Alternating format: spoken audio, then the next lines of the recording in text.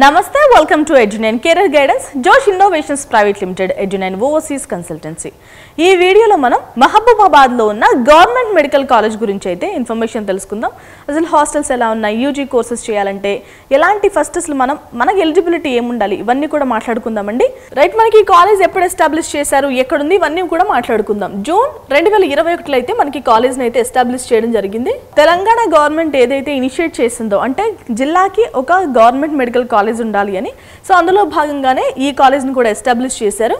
To support health care accessibility in tribal and rural regions. So మనకి మహబూబాబాద్లో ఉన్న tribal and rural రీజియన్స్లో health కేర్ని వాళ్ళకి అందుబాటులోకి తీసుకువెళ్ళడం. So ఈ రోజుకి మనం మాట్లాడుకుంటే చాలామందికి హెల్త్ అనేది అందుబాటులో లేదు. సో ఎవరికైతే అందుబాటులో లేదో వాళ్ళందరికీ హెల్త్ కేర్ని అందించడంలో ఉద్దేశంగానే ఈ కాలేజ్ని అయితే ప్రొవైడ్ చేయడం జరిగిందండి, ఎస్టాబ్లిష్ చేయడం.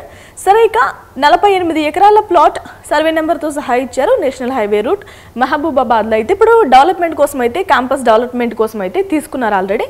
రైట్, ఇక 2002లో అయితే ఎస్టాబ్లిష్ చేశారు. మనకి యాక్చువల్గా ఎస్టాబ్లిష్మెంట్ అది అకాడమిక్ ఇయర్ స్టార్ట్ అయింది కూడా మాట్లాడుకోవాలి కదా. ఫస్ట్ 2021-22 అకాడమిక్ ఇయర్లో 150 సీట్ల ఇంటేక్తో అయితే కాలేజ్ అనేది స్టార్ట్ చేశారు. మనకి ప్రతి కాలేజ్ లాగా ఈ కాలేజ్ కూడా Kaloji Narayana Rao university of health sciences అండర్లోనే ఉంది. ఎన్ఎంసి నేషనల్ మెడికల్ కమిషన్ ద్వారా గుర్తింపు కూడా ఉంది ఈ కాలేజ్కి. ఇక హాస్పిటల్ కెపాసిటీ గురించి మాట్లాడుకోవాలి అంటే జిల్లా హెడ్ క్వార్టర్స్ హాస్పిటల్, మనకి ఏరియా హాస్పిటల్స్ అని, జిల్లా హాస్పిటల్స్ అని, గవర్నమెంట్ హాస్పిటల్స్ అని ఇలా రకరకాల పేర్లతో అయితే ఉంటాయి కదా. ప్రతి జిల్లాలో గవర్నమెంట్ హాస్పిటల్ అనేది ఆల్రెడీ ఉంది. సో అదే దీనికి టీచింగ్ హాస్పిటల్గా యాక్ట్ చేస్తుంది. హాస్పిటల్ బెడ్ కెపాసిటీ వచ్చేసి 330 బెడ్ కెపాసిటీ అయితే ఉంది. Multi speciality government hospital. So multi speciality treatments అయితే జరుగుతూ ఉంటాయి. ఎసెన్షియల్ క్లినికల్ ఎక్స్పోజర్ కూడా అందిస్తున్నారు స్టూడెంట్స్కి. మనకి ఒక కాలేజ్ని సెలెక్ట్ చేసుకుంటున్నప్పుడు కూడా మనం బెడ్ కెపాసిటీ ఎంత ఉంది, సో ఎంతమంది ఓపీడీ డేటా అంటే ఎంతమంది పేషెంట్స్ వస్తున్నారు, ఎన్ని ఆపరేషన్స్ జరుగుతున్నాయి, ఎన్ని సూపర్ స్పెషాలిటీ కోర్సెస్ అందుబాటులో ఉన్నాయి, ఎన్ని రకాల సూపర్ స్పెషాలిటీ ట్రీట్మెంట్ అందిస్తున్నారు, సో ఎంత మంచి హెల్త్ కేర్ ఉంది, ఇవన్నీ కూడా చెక్ చేసుకోవాలి ఒక కాలేజ్ని సెలెక్ట్ చేసుకుంటున్నప్పుడు. అప్పుడే మనకి ప్రాక్టికల్స్లో ఎక్కువ యూజ్ అవుతాయి. సో మనం ఎంబీబీఎస్లో అడ్మిషన్ పొందాలి అంటే ఫస్ట్ మనకు ఉండాల్సిన బేసిక్ ఎలిజిబిలిటీ క్రైటీరియా ఏంటి అంటే అప్పటికే మనం ఇంటర్మీడియట్ అనేది పాస్ అవ్వాల్సిన అవసరం ఉంటుంది. లేదు అంటే చాలామంది ఈక్వాలెంట్ ఎగ్జామినేషన్స్ రాస్తారు. అందరూ మనలాగా ఇంటరు లేదంటే ఎస్ఎస్సి ఇవి చదవరు. కొంతమంది ఈక్వాలెంట్ ఎగ్జామినేషన్స్తో కూడా చదివే వాళ్ళు ఉంటారు. సో అలాంటి వాళ్ళ కోసం ఈక్వాలెంట్ సబ్జెక్ట్స్ ఏంటి అంటే ఫిజిక్స్, కెమిస్ట్రీ, బయాలజీ లేదు అంటే బయోటెక్నాలజీ అండ్ ఇంగ్లీష్ సబ్జెక్ట్స్లో అయితే వాళ్ళు ఎగ్జామ్స్ పాస్ అవుతారు కదా. అలాంటి వాళ్ళు కనుక ఓసీ విద్యార్థులు అనుకోండి, వాళ్ళకి 50% కంటే మార్క్స్ అనేవి తక్కువ రాకూడదు. ఇంకా బీసీ, ఎస్సీ, ఎస్టీ విద్యార్థులు ఎవరైనా కూడా అడ్మిషన్ కోసం ట్రై చేస్తుంటే ఈక్వాలెంట్ ఎగ్జామినేషన్స్ రాసి వాళ్ళకైతే 40% మార్క్స్ కంటే తక్కువ రాకూడదండి. సో క్యాస్ట్తో ఎలాంటి సంబంధం లేకుండా అందరూ కూడా నీట్ యూజీ ఎగ్జామ్ అనేది క్వాలిఫై అవ్వాలి. ఓకే, రచిక ఎంబీబీఎస్ కోర్స్ గురించి మాట్లాడుకుంటున్నాం. కాలేజ్ ఇంటేక్ వచ్చేసి మహబూబాబాద్ కాలేజ్ ఇంటేక్ వచ్చేసి 150 సీట్లు. ఈ 150 సీట్లు ఎలా క్లాసిఫై చేస్తారంటే 85% అనేది స్టేట్ కోటా, 15% అనేది ఆల్ ఇండియా కోటా. మనకి గవర్నమెంట్ కాలేజెస్లో ఆల్ ఇండియా కోటా ఉంటుంది. మళ్ళీ ప్రైవేట్ కాలేజెస్ మేనేజ్మెంట్ కోటా విషయానికి వస్తే ఆల్ ఇండియా కోటా అనేది ప్రొవైడ్ చేస్తారు. ఓకే, సో మనం మాట్లాడుకుంటుంది గవర్నమెంట్ కాలేజ్ కాబట్టి ఆల్ ఇండియా కోటా అనేది 15% ఉంది. స్టేట్ కోటా వచ్చేసి 85%. స్టేట్ కోటా ఎప్పుడైనా కానీ ప్రతి స్టేట్కి ఒక బాడీ ఉంటుంది. సో ఆర్గనైజేషన్ బాడీ ఉంటుంది కదా, వాళ్ళే ఫిల్ చేస్తారు. ఆల్ ఇండియా కోటా వచ్చేసి మొత్తం దేశంలో ఉన్న అన్ని కాలేజెస్కి, మెడికల్ కాలేజెస్కి ఎంసీసీ కౌన్సిలింగ్ ద్వారా చేస్తారు. మనకి తెలంగాణ స్టేట్లో Kaloji Narayana Rao university of health sciences వాళ్ళే టేక్ కేర్ చేస్తారండి ప్రతి విషయాన్ని. కౌన్సిలింగ్ మాత్రం వాళ్ళే చూసుకుంటారు ఫస్ట్ రౌండ్ నుంచి చివరి రౌండ్ వరకు. ఆల్ ఇండియా కోటా అంటే మనకి ఎంసీసీ కౌన్సిలింగ్ ద్వారా జరుగుతుంది. సో ఇక్కడ వరకు మీ అందరికీ తెలుసు ఇప్పటికే.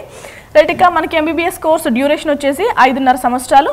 దీంట్లో 4.5 సంవత్సరాలు కోర్స్ చదువుతాం, 1 సంవత్సరం ఇంటర్న్షిప్ చేస్తాం. ఓకే, ఇంటర్న్షిప్ అనేది కంపల్సరీ చేయాలి, అప్పుడే మీరు ఒక డాక్టర్గా మారినట్టు. సో ఈ కాలేజ్లో 85% స్టేట్ కోటా అన్నాను కదా. ఎన్ని సీట్స్ వస్తాయంటే 128 మంది విద్యార్థులు స్టేట్ విద్యార్థులే ఉంటారు. ఓకే, ఇక ఆల్ ఇండియా కోటా విద్యార్థులు అంటే 22 మంది మనకి నేషనల్ లెవెల్లో విద్యార్థులు ఉంటారు. ఓకే, ఏ రాష్ట్రం వాళ్ళైనా ఆల్ ఇండియా కోటాకి వాళ్ళు అప్లై చేసుకోవచ్చు. ఇక ఎంబీబీఎస్లో ఫీజెస్ గురించి మాట్లాడుకోవాలి అంటే ప్రైవేట్ కాలేజెస్కి, గవర్నమెంట్ కాలేజెస్కి ఉన్న మేజర్ డిఫరెన్స్ ఎక్కడ తెలుస్తుందంటే ఫీజెస్లో తెలుస్తుంది. ఎందుకంటే అక్కడ మనం చాలా ఎక్కువ ఫీజెస్ అనేవి పే చేయాల్సిన అవసరం ఉంటుంది. కన్నర్ కోటా అయితే okay, but management NRI quota అయితే మీకు చెప్పక్కర్లేదు. మన వీడియోస్ ఎవరైతే ఫాలో అవుతున్నారో వాళ్ళందరికీ ఫీజెస్ గురించి కాస్త క్లారిటీ ఉంటుంది. సో మనకి GMC గవర్నమెంట్ మెడికల్ కాలేజ్ మహబూబాబాద్లో మనం చదవాలి అంటే మనకి ట్యూషన్ ఫీజు వచ్చేసి 10,000 రూపాయలు, CDS ఫీజు వచ్చేసి 5,000, ఈ లైబ్రరీ 2,000, సెంట్రల్ స్టోర్స్ ఫీజు వచ్చేసి 2,000, లైబ్రరీ ఫీజు వచ్చేసి 2,000, కాషన్ డిపాజిట్ ఇది మనకి రిటర్న్ ఇస్తారు 3,000 రూపాయలు, అకాడమిక్ డెవలప్మెంట్ ఫండ్ వచ్చేసి 3,000. సో SC ST విద్యార్థులు అయితే 1,000 రూపాయలు పే చేయాల్సిన అవసరం ఉంటుంది. నాన్ గవర్నమెంట్ ఫండ్ వచ్చేసి 2,000. సో ఒక OC BC విద్యార్థి కనుక గవర్నమెంట్ మెడికల్ కాలేజ్ మహబూబాబాద్లో చదవాలి అంటే సంవత్సరానికి 29,000 రూపాయలు అయితే అవుతుంది. ఓకే, అదే SC ST విద్యార్థి చదవాలంటే 27,000 రూపాయల వరకు అవుతుంది. మనకి ఈ లైబ్రరీ ఫీజు అనేది అండ్ ట్యూషన్ ఫీజు అనేది ప్రతి సంవత్సరం పే చేయాల్సిన ఫీజు. రిమైనింగ్ ఫీజు వచ్చేసి మనకి అడ్మిషన్ టైంలో మాత్రమే, అది ఫస్ట్ ఇయర్లో మాత్రమే పే చేస్తాం.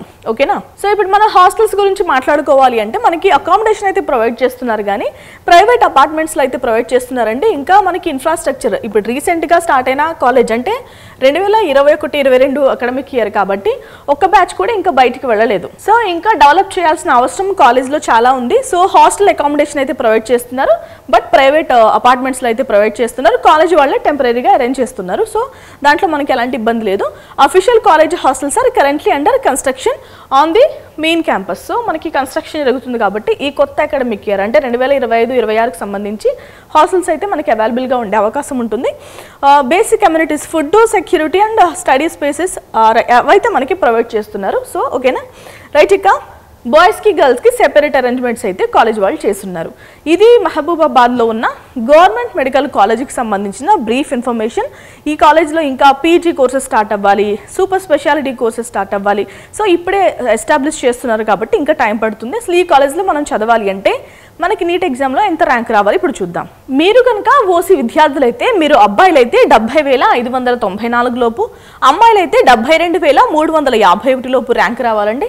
ఇక BCA విద్యార్థులైతే అబ్బాయిలకైతే 168,239 లోపు, అమ్మాయిలైతే 166,954 లోపు అయితే ర్యాంక్ రావాలి.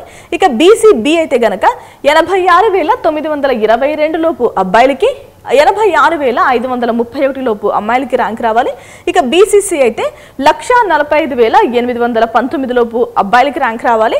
ఇక BCD వాళ్ళైతే 83,660 లోపు అబ్బాయిలకి, 85,768 లోపు అమ్మాయిలకి ర్యాంక్ రావాలి.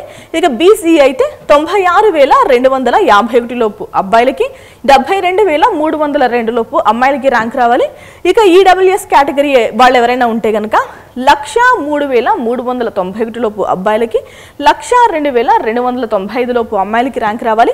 ఇక ST విద్యార్థులైతే 161,615 లోపు అబ్బాయిలకి, 158,417 లోపు అమ్మాయిలకి ర్యాంక్ రావాలి. ఇక ST విద్యార్థులకైతే 161,974 లోపు అబ్బాయిలకి, అలాగే 174,527 లోపు అమ్మాయిలకి కనుక ర్యాంక్ వస్తే మీరు గవర్నమెంట్ మెడికల్ కాలేజ్ మహబూబాబాద్లో చదువుకోవడానికి అర్హత పొందినట్టే.